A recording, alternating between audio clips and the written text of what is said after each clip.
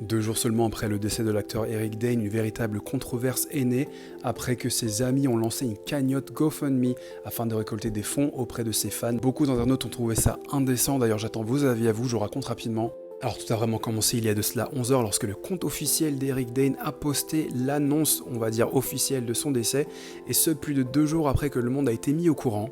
Alors jusqu'ici il n'y avait pas de souci, mais c'était avant de tomber sur la partie du texte qui parlait d'un appel aux dons et d'une cagnotte. La cagnotte, elle est là en l'honneur d'Eric Dane. C'est une cagnotte qui vise à subvenir aux besoins de ses 2 enfants et à assurer leur avenir.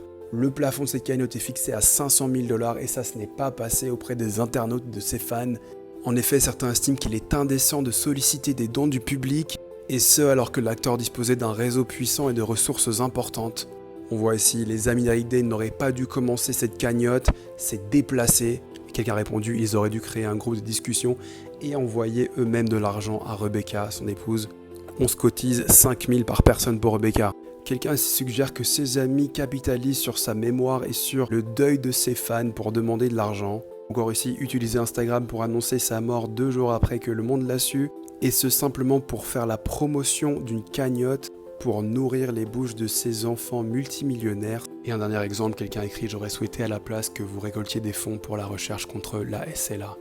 Évidemment, il y a des gens qui défendent les proches d'Eric en expliquant que les coûts médicaux sont extrêmement élevés. Ce n'est pas parce que vous voyez des estimations de sa fortune sur internet que quand il est décédé, il possédait cette fortune. Et d'ailleurs, selon plusieurs médias dont le Daily Mail, Johnny Depp aurait hébergé gratuitement Eric Dane chez lui, dans une de ses propriétés situées à Los Angeles.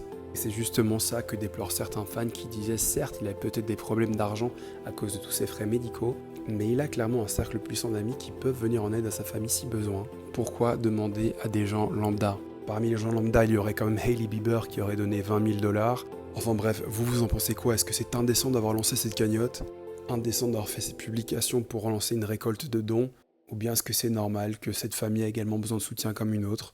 Et que si on n'a pas envie de donner, on ne donne pas ? Enfin voilà, je vous retrouve dans les commentaires.